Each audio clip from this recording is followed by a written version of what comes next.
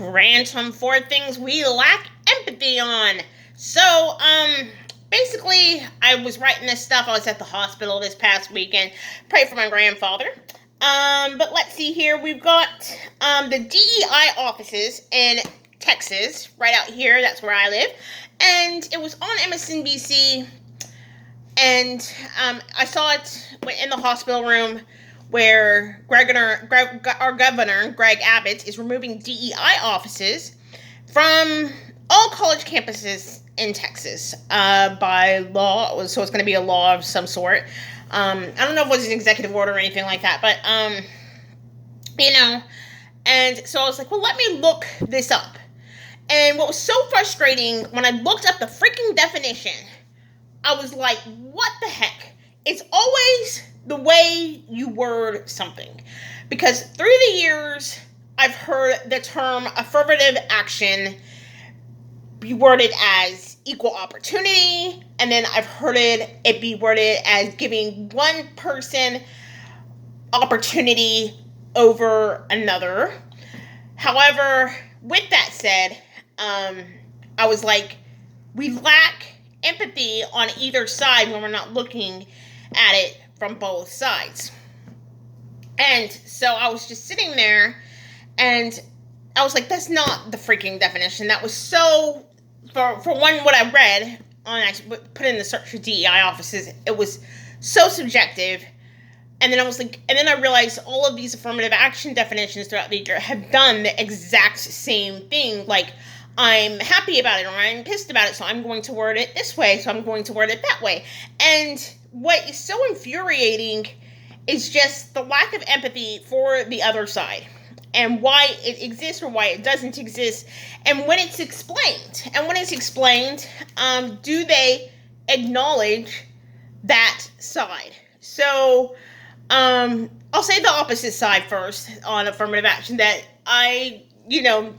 the opposite side, but they go, let's see, if they say it provides, for instance, one opportunity over the other person, then basically, they're saying it could be providing a female minority over opportunity, or giving them a more point system, or what have you, when really, I was like, okay, I was looking at it beforehand, before they implemented affirmative action.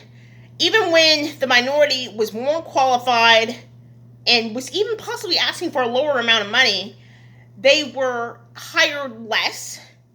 And so when they implemented that in place, it's like, okay, if they are the most qualified, then you're still not hiring these qualified candidates, is the way I looked at it. Because it was a tax system. It was a tax incentive program.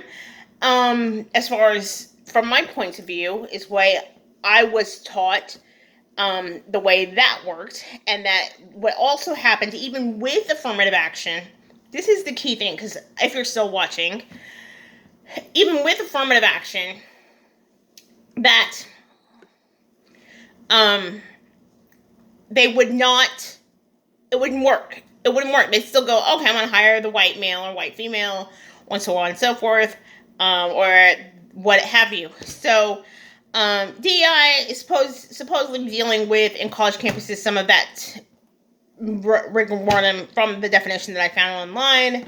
But number one, to say whole races of people, both male and female, educated and uneducated, all come from to the consensus to be paid much lower than other races. So they all just come to the consensus that they're going to, take part of affirmative action and get paid less, get the job less amount of time, and then work in generically race-oriented, lower wage jobs. That is not a consensus.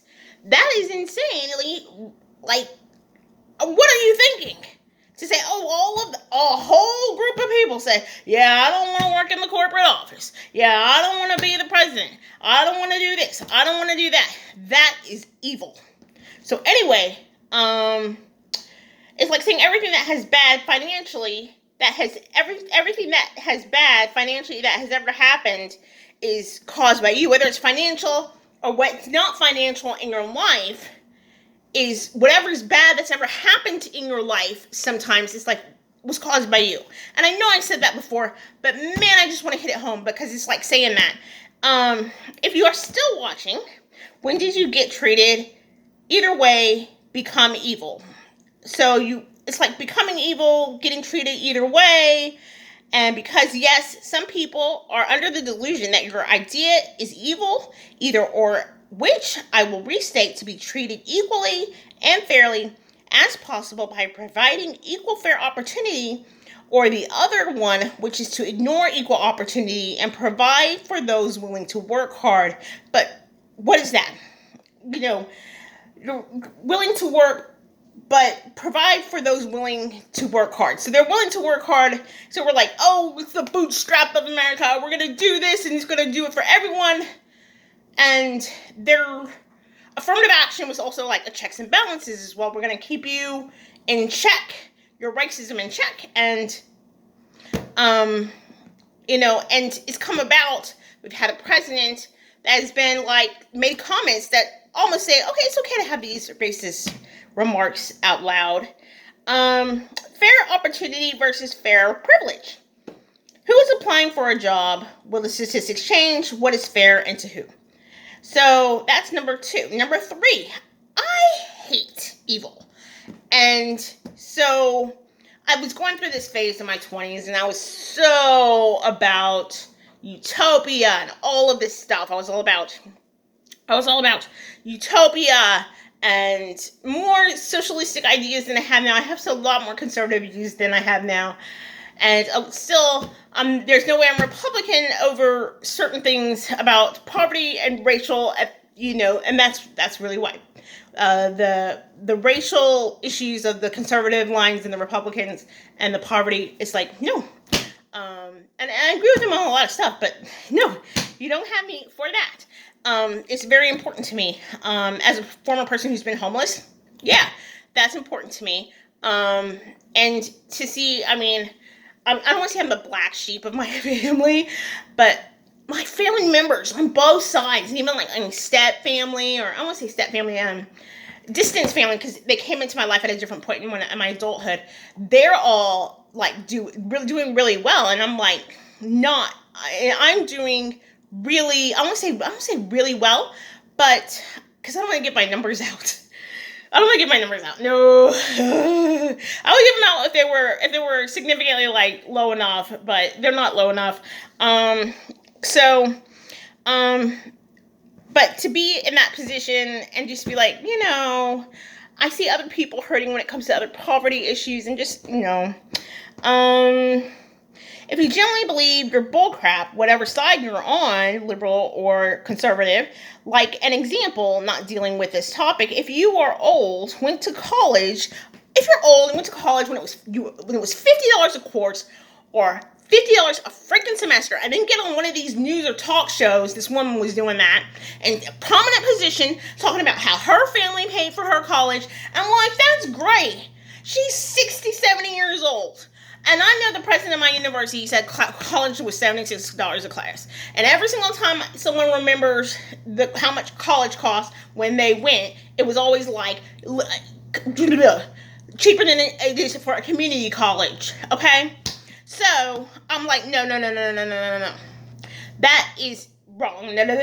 So to get out there and say you're going to talk about that from a privileged position of having your college paid for, and be totally against, and I'm also against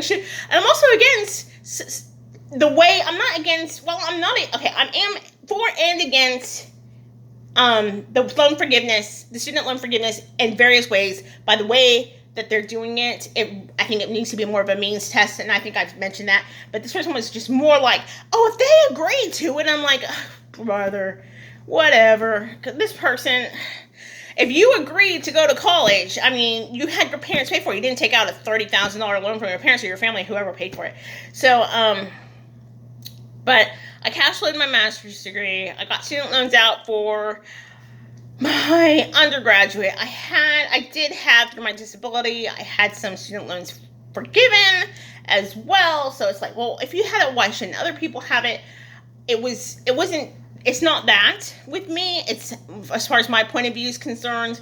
So my undergraduate was not cash flowed. It had some student loans. It was cash flowed from my community college. I transferred. That was cash. I got the student loans for my junior and senior year. And then like 15, 20 grand. It wasn't even 15 grand. It was like maybe 14 grand that got forgiven, and like $6,000 was penalties and interest from the forgiveness from me not paying.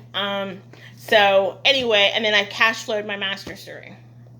So why wouldn't you want that to be other people? Well, there was a means test. I'm a cashier when I had that forgiven for me. So cashiers aren't traditionally making executive dollars. That's one thing. But if you have someone who's making $95,000 a year and is whatever position, accountant, whatever position they have you, and they only have $10,000, $15,000, $20,000 in student loan debt, and they get it waived, and then the person over the amount, the doctor over the income limit, so let's say it was $150,000 and they were working for a charity, and they're not going to have the pay raises, or maybe they're under a 10-year contract at $150,000, they're not going to have that student loan forgiven at the $10,000. So it wasn't a means test. That was one. The second thing was there are all these people that paid all of their tuition. So my student loan plan, I graduated in 2005.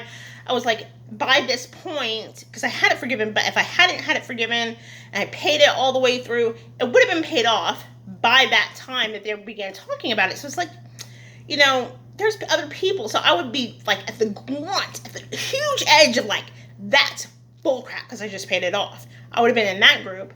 And all these other people, they paid it off for years ago, or they paid cash, or they worked their way through college. Especially the people that worked their way through college, right? They could have had partying time. They could have worked more part-time hours. Maybe their grades suffered because they were working. So there's other people, they got scholarships. Maybe they didn't have to work as hard to get all those scholarships because they would have had this other $10,000 student loan forgiveness scholarship. So, and to say I didn't think he was elected on that, I don't think he was elected on that, but a lot of people are saying that he was. But anyway, moving on to gender equality, and that is exactly, and what exactly is unequal or equal is argued. But if they sound maliciously cruel to you, you might sound the same. So I might sound maliciously cruel to you, evil to the point where it's like, where did she go off saying that? Because that's exactly, if something really invokes a lot of emotion in me, then that's that. So number 4, you don't get what won't cost. So this is going into more of the utopia thing that I started talking really philosophically when I started writing these notes. So here it is. The argument is what will cost. Money and personal effects of income go throughout what? Through permissions of subjectivity. In consideration of what happens beyond needs, wants, and desires is what is effort. The subjectivity is rounded by arrogance and closed-mindedness from liberals and conservatives that lack empathy and understanding for one another. Because while I don't want to pay for a subsidy like food stamps, okay? So I don't want to pay for food stamps. I work in a grocery store. I do not want to pay for food stamps. If you are on food stamps, you are probably, it feels like, because I'm a cashier, it feels like 99% of the people, and I'm just the 1% that's not on food stamps now.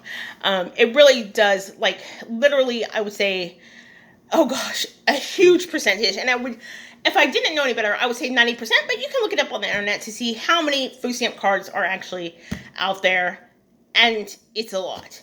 And it's not the food stamp cards. It's like if they got rid of it, with the produce and agriculture section actually hurt. Because I see what they buy, and I'm like, oh, you're buying all this. And there is a lot of assistance with user error with the pen pad. So that's how I end up seeing a lot of the cards and looking at them, because they're like, what are you doing looking at all those cards? So that's what I'm doing, looking at all the cards. There's a lot of user errors going on with the cards, the debit and credit and what have you with the food stamp cards. And So the first thing they might, there's not really produce in there, and their cars. And then when there is groceries, it could be name brands. Not to say that they don't want name brands, but there would possibly be, if it tastes the same or even better as the store brand and possibly cheaper than the name brand, then you're wasting a lot of your food stamp dollars. And sometimes the name brand is cheaper at my store. It sales change from week to week, but I'll see soda and chips, and it's just like, well, there goes why sometimes, because supply and demand on soda and chips. So can I buy soda and chips? I can. Do I know? Because of the supply and demand on the prices and what has happened. The price of soda for a 12-pack, like what's considered a sale, is like 4 for $14 or 4 for $15, and I'm like, and you have to buy 4 in order to get that pack. If you get the 12-pack can, it's $8.99, $9 plus tax. So it comes to like almost $10. It's like $27, and most of the food items are not taxed. And food stamps don't get taxed, don't have to pay the sales tax on certain food items. There's certain food items that won't go through, like herbal tea and some other hot deli stuff. And why am I against it? Because there's all of these food banks. And I'm not totally against, because if we took it away, the economics of the whole situation, and I would possibly be affected by that, would be horrific. Like if they just started sending the food to the food stamps and didn't go through the whole supply chain down to your Walmart, your Target, your Kroger, your Albertsons, your Tom Thumb, your Vons, all your grocery stores throughout the United States. They didn't go to the grocery stores. They didn't go to the 7-Eleven gas stations or whatever and actually buy the food there and then take it to the food bank. Then people's commerce, the investments in the stock market would also change, and people are invested in those mutual funds as well. So it would change a whole different thing to even try to begin to go, oh, I'm going to phase this out. But so it's not even like, and we all have our version of utopia, but the problem with the food banks, of course, let me get to that, is, so I'm like, then I'm not against food stamps, because the food banks, people, the way they're set up, there's so much processed food there. And if it's not the processed food, then there's expired food. And then if there is produce, and you can get so much produce, but it's going to last 24 hours or less in your fridge, and there's not enough time to eat or drink all that if you have a juicer or something. So, talking about getting expired food, that stuff can make you sick or something. Recalled food, sometimes the stores might donate recalled food, and then you get sick from I used to go to the food bank years ago. You're getting donated recalled food, and it's but the DER Governor Gregg of Texas might have wanted the right intentions, but if you are hurt by these offices being removed from college campuses, then it may be malicious and intended to harm whole races of people. But with extreme sarcasm, others have said racism doesn't exist. And from positions of white, of male, and there are white males that have said racism doesn't exist that I've seen. And it's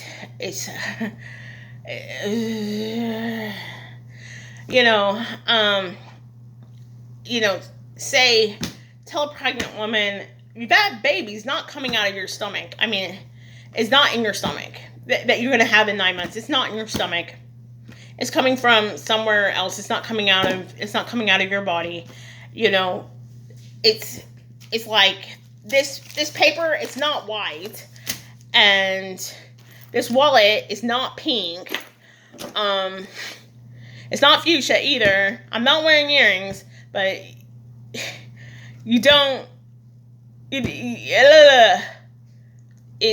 it's absolutely like the only way some people gain empathy or understanding should not be to have to experience hurt and to sit there and to go back on what you've hurt and say, oh, they didn't intend to harm you that way, and they did not say that with that malicious intent, and they did not do that with that thing, and they did not do this with this, and so on and so forth and so forth. So whatever you feel about whatever topic, let's say greedflation, if you feel like something like racism doesn't exist, it's not greedflation, it's just supply and demand.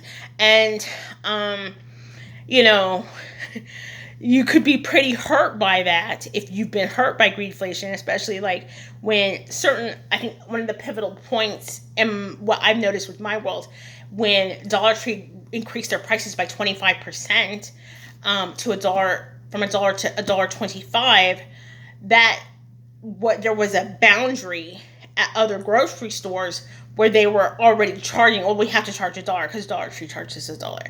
Or we have to charge 88 cents because Dollar Tree charges $1. So now, I've seen it at my grocery store where I work. Some of those items that were $1 go up to $1.25. And so, but no, it's not greedflation. And then with that, I got to this point to doing this video because there was a video on YouTube just last night, and I decided to put this out. So I saw that on NBC about the DEI offices over the weekend, and they were talking about reparations last night. And every single time I talk here, of course, it's always the blacks on the MSNBC that say one thing, you know what it is, and the whites on the other side that say the other thing, you know what it is. So whites have always, every single time I see a video or news story on reparations, the whites say no, blacks should not get reparations, and the blacks say no, they should get reparations.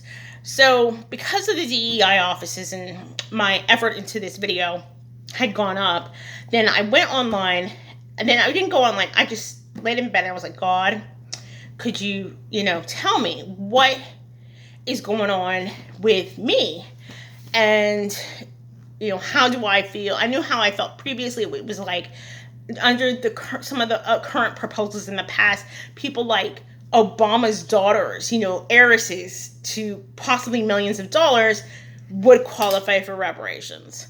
That doesn't make any sense in the true sense of the meaning, or like, should you get cut off once your net worth hits a certain point? And this story, this woman was like, no, she argued against what I would have argued, and that if that was the proposal, that was the proposal, but because she had already, she rose in spite of, and so she still wanted reparations. And then, so, just comment and see what's going on. But, the idea that I think that the horrible part of the idea of reparations, let's say, unfortunately, it did come to pass. What blacks would say then is how atrociously low it would have to possibly be in some cases. And then they go, okay, so that was racist. And then now the whites would say, you're getting paid. So imagine the outcome of it anyway, if it did even come to fruition, which a lot of people say it's not. So I wasn't even getting emotionally involved in the video, but what I was these are polar opposites that have nothing to do with what you believe in necessarily, but have to deal with what your race is determines what you believe. And so I was like, well, for me, do I believe in reparations? And, and possibly not this story in particular. This, it wasn't a good argument for or against on either side to me of this side. So neither side did a good job of arguing, but past videos might have done that as well, but there is more emotion involved. And then you have other things like Indians, but if they can prove they're an Indian, I think they get benefits, like they can go to college for free and stuff like that. So,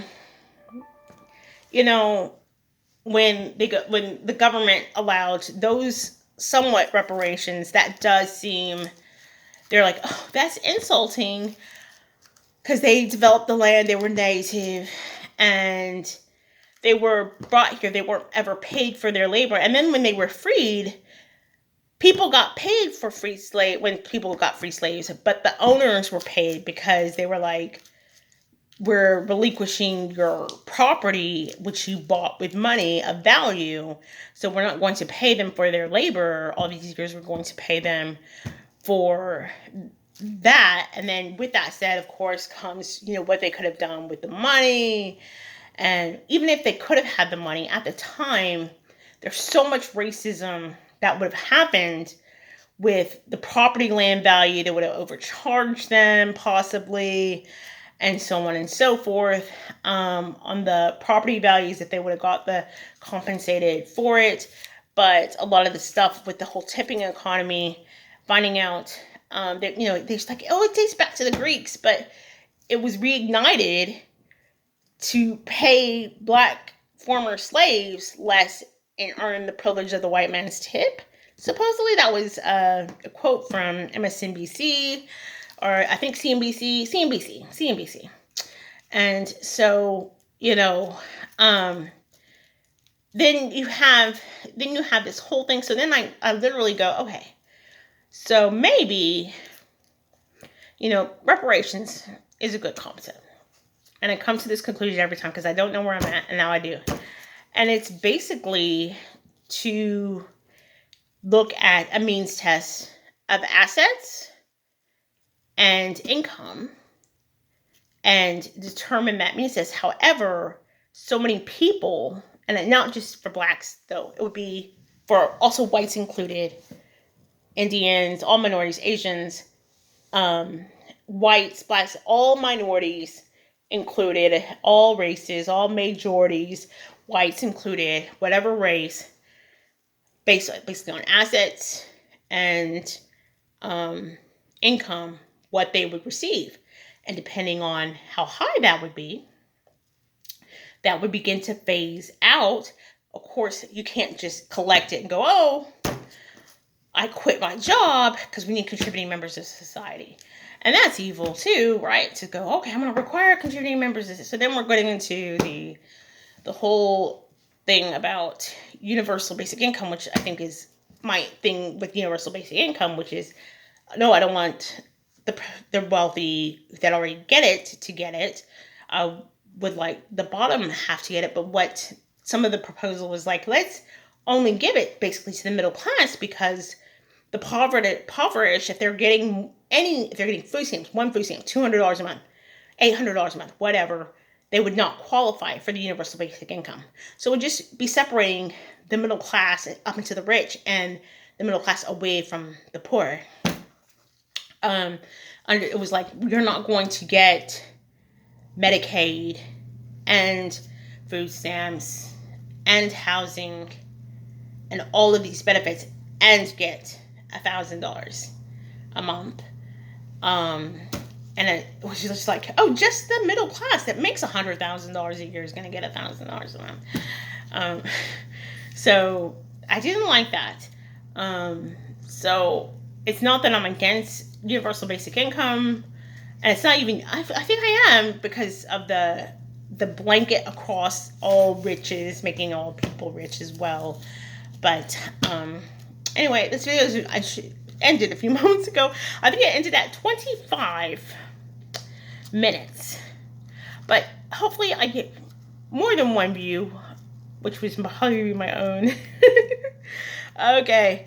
Finance Nation, subscribe, like, comment the video. Out. What is that?